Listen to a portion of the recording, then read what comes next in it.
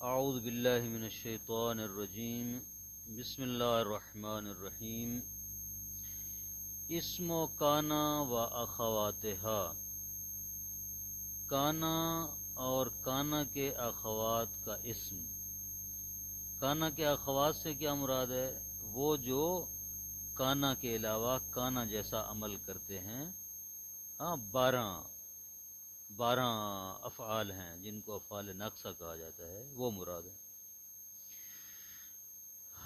کانا فعل يدخل على المبتدأ والخبر فيرفع المبتدأ ويسمى اسمه وينصب الخبر ويسمى خبره۔ کانا فعل ہے جو مبتدا اور خبر پر داخل ہوتا ہے، مبتدا کو رفع دیتا ہے، اس کو کانا کا اسم کہا جاتا ہے۔ وَيَنْصِبُ الْخَبَرَ يُسَمَّى خَبَرَهُ، اور خبر کو نصب دیتا ہے جس کو کانا کی خبر کہا جاتا ہے۔ جیسے کان البرد قارسن، البرد کانا کا اسم ہے، قارسن کانا کی خبر ہے، جو اصل میں تھے مبتدا اور خبر۔ البرد قارسن تھا، مبتدا اور خبر پر داخل ہوا ہے کانا، اس کے عمل کو باطل کر دیا ہے مبتدا اور خبر والے کو، اپنا عمل جاری کیا ہے، اسم کو رفع اور خبر کو نصب دے دیا۔ اس لیے ان کو نواسخ کہا جاتا ہے۔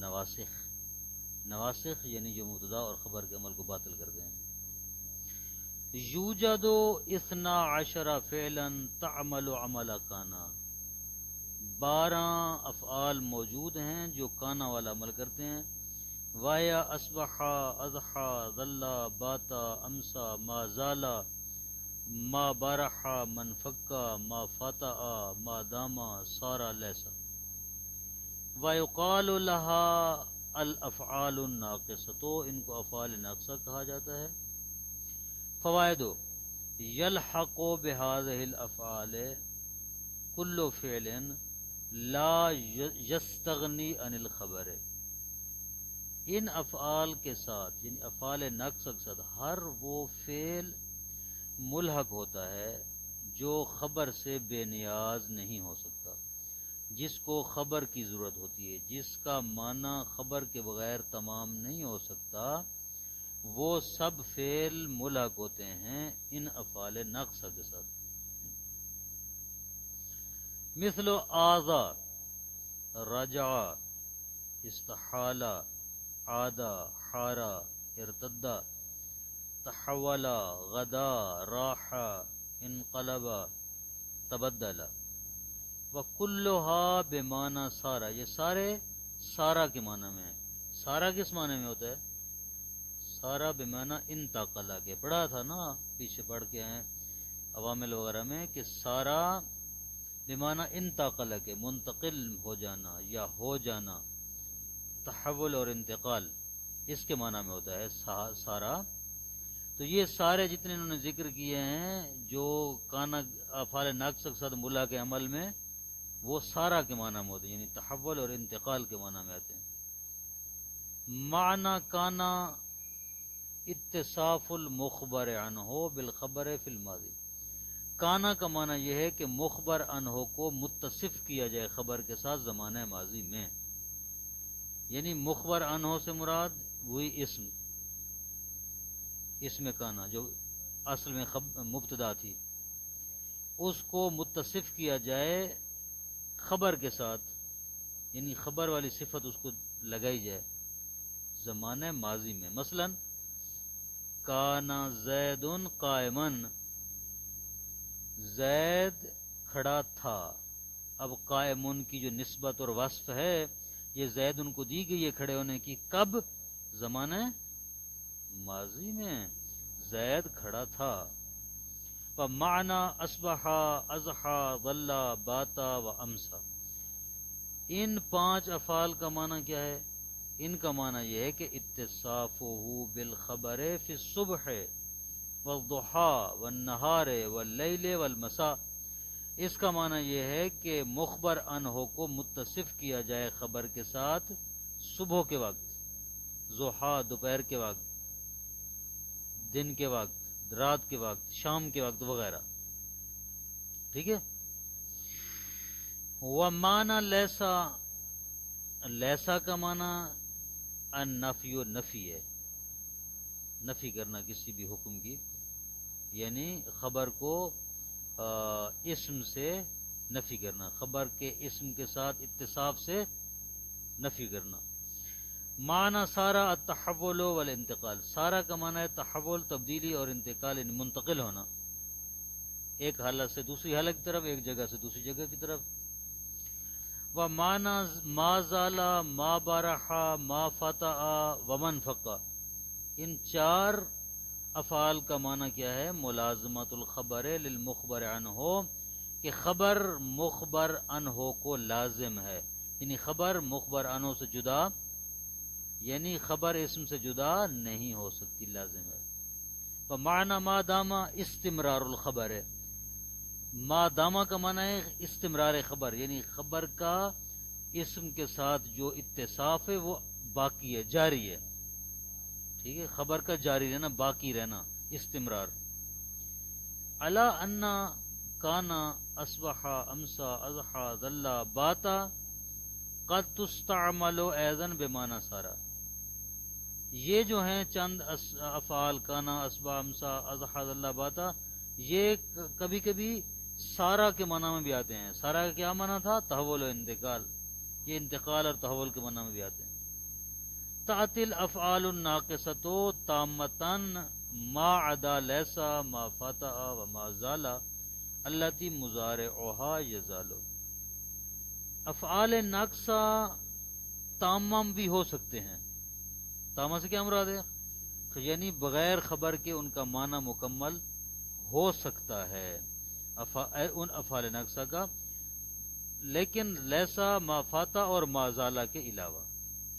یعنی دوبارہ اسی بات کو اگر عرض کریں تو یوں کہیں گے کہ ان تین افعال لیسا، ما فاتا اور ما زالا کے علاوہ باقی جتنے بھی افعال ناقصہ ہیں وہ تامہ بھی ہو سکتے ہیں، یعنی خبر کے بغیر بھی ان کا معنی مکمل ہو سکتا ہے.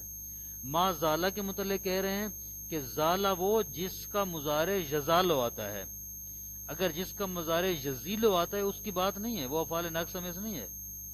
جس کا مضارع یزالو آتا ہے اس کی بات کر رہے ہیں یہاں، کہ وہ کبھی ناقص ہوتا ہے اور کبھی تامہ بھی ہو سکتا ہے. فتکون کانا تامتن اذا جعلت بمعنی حدث، حدث بمعنی حدث وحصل، کہتے ہیں کانا تامہ ہوتا ہے کبھی، کب تامہ ہوتا ہے؟ اذا جعلت بمعنی حدث وحصل، جب حدث اور حصل کے معنی میں آئے تو اس وقت یہ کانا تامہ ہوتا ہے، یعنی اس کو خبر کی ضرورت نہیں ہوتی، صرف اسم کے ساتھ اس کا معنی مکمل ہو سکتا ہے. وَظَلَّ بِمَعنِى اسْتَمَرَّ، اور ظلہ اس وقت تامہ ہوتا ہے جب استمرہ کے معنی میں ہو، استمرہ یستمر استمرارن یعنی دوام کے معنی میں. وَبَاتَ بِمَعنِى نَازَلَ لَيْلًا، اور باتا اس وقت تامہ ہوتا ہے جب نازل لیلن کے معنی میں، رات میں اترنا، وہ رات کو اترا، رات کو نازل ہوا، رات کو پہنچا. ٹھیک ہے، رات کو یعنی قیام کیا، جب اس معنی میں ہو تو پھر یہ تامہ ہوتا ہے. وَأَمْسَى بِمَعنَى دَخَلَ فِي الْمَسَاء، اور امسا اس وقت تامہ ہوتا ہے جب مسا یعنی شام کو داخل ہونے کے معنی میں ہے، فلاں بندہ شام کو داخل ہوا.